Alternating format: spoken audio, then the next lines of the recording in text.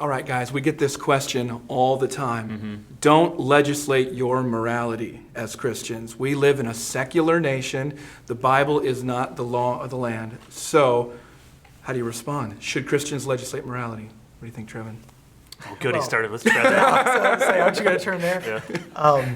Tough question, but I mean, I think to the person that asks that, we have to show that all legislation is in some way moral, that there are moral judgments attached to any legislation. So the question really isn't should we legislate morality, but whose morality should we legislate? Because all legislation is going in that direction. So first I'd want to say, to take a step back right away and say, we cannot have legislation apart from moral judgments. All of our legislation is in some way or another is built upon some sort of moral foundation, moral worldview. Stealing is wrong. Yes. Or murder is wrong. Yes. Yeah. Whose morality are we legislating now then? How do you explain that?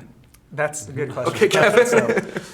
Well, in a democracy or whatever we have, I mean, it is supposed to be probably what our elected officials want to enforce or our unelected justices. Okay. But I would say here's where as Christians we need to step back, and what Trevin said is so helpful to get the big picture, and then say, well, why would we legislate certain moral beliefs or values? So we think gossip is a sin. And yet I don't hear Christians saying legislate gossip. Make it a criminal statute against gossiping. Some pastors might vote for that. Yeah, might vote for it. Well, one, it's terribly hard to enforce. And number two, there needs to be some sort of what and this is here as I'm thinking of as an American, I guess, but what sort of right is being violated? You know, there's a difference between positive rights and negative rights. And so if we have a right, God-given, not to be killed. We have a right, God-given, for things in our possession not to be forcibly taken from us. So it really has to do a lot with your view of government. And I think from natural law and from scriptural principles and from the founding of this country, that law is meant to protect those God-given rights, essentially, to life, liberty, and the pursuit of happiness. Now, the question that you raise, which I don't think anyone can answer, is how do we decide, and what is the legitimate pursuit of happiness? Because we don't have any sort of shared virtue in this country. We're just coming to a breaking point where it will be increasingly difficult. Well, let's talk about abortion, for example. A lot of Christians, I was in a seminary classroom on ethics, and the room was almost entirely agreed. Abortion should be legal. Okay, this was a seminary classroom, people studying to be pastors, young Christians. And yet they would say it was wrong. They would say it was it's wrong. Wrong, murder. They were wrong, but their argument was law doesn't change hearts. Gospel changes hearts. And in fact, Christians' pursuit of making abortion illegal has made us unpopular, which makes it then more difficult for us to be able to preach the gospel and change lives. So they would say, wrong. Okay, well, explain why, though. It's almost interesting. They're like, abortion should be legal so that we can change hearts with the gospel. That was the argument, essentially. How do you respond? Well, I mean, that question has to do with what is the unborn child as a human person. I imagine that these same people would be happy for strictures in the law against taking their life, because presumably there's some value or dignity. So it has to do with who is this child in the womb, a human person deserving of all of the rights that a human person should have. And I think that the reason we get so tied up in knots about this is we don't understand the law also has a pedagogic function, which means the law does teach things. And Christians have just no conception of that there are certain things that the fact that we have a law does provide plausibility structures for sharing a Christian worldview. And yes, certain things are going to be unpopular, but the unborn in the womb are deserving of that, whether it makes us disliked by our campus group or not. Let me give you an example of this, see what you think. So I live in an area where deep struggles with racial tensions, segregation, the long legacy of slavery. A lot of good churches have been there for a long time that preached the gospel. Their hearts were not changed in terms of racism by the gospel, but the laws changed and the hearts started to change.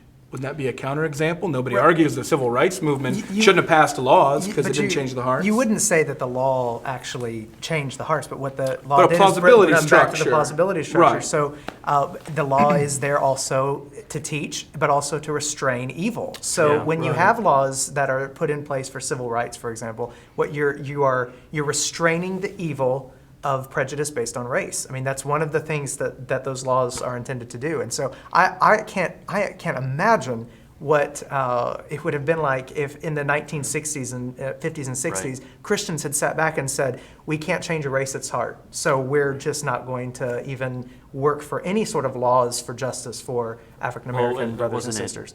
Martin Luther King who said, was it in letters to Birmingham jail, but where he said, you may not be able to legislate to change a man's heart, but it can stop a man from lynching me, and that's That's pretty right. important too. Yes. Yeah. Which is key. And we ought to, before all of our time's gone, talk about the issue that's on Okay. everyone's mind, Sure. and that is gay marriage or so-called marriage. And is that a yeah. proper place for Christians to legislate their morality, or are we arguing for something else?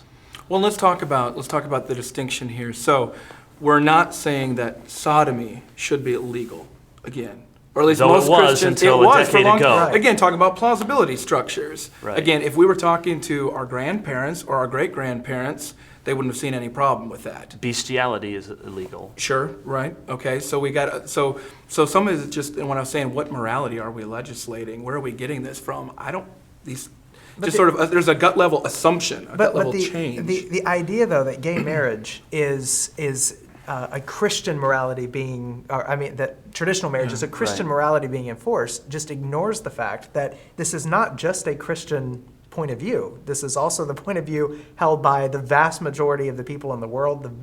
If you go back centuries and centuries and centuries to the way civilization has been, Christians, non-Christians, Muslims, Jews, you've got all sorts Yeah. of different groups that have believed and marriage is man-woman. So, Keep going. so it's just not, it's Yeah. not just a Christian issue. Well, and people say, well, this is a bigoted view. You need to say, well, until 15 years ago, there was no country that we knew of that had this alternate form of marriage. And the question really... But people don't care. Well, I mean, no, you can they don't say care. that, but they don't care. But the question that I think we need to keep coming back to as Christians, number one, what is marriage? Because it Okay. quickly becomes, it's about human rights, Rights. it's about equality. We're saying, well, what is marriage? So that gets us into a question.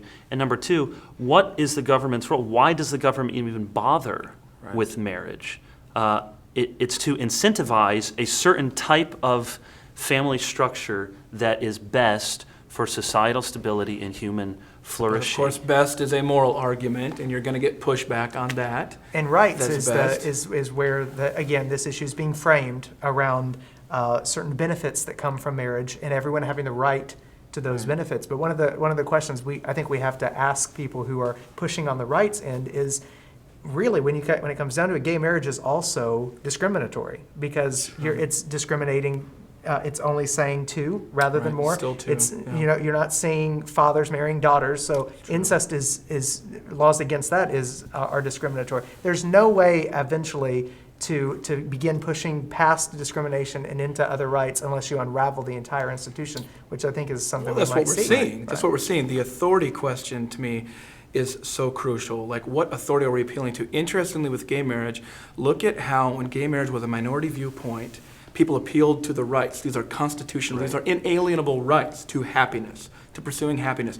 Now that it's become moral more argument. it's a moral argument, Yeah. absolutely, but now that it's become a majoritarian view, all of a sudden it's like, hey, the will of the people rules.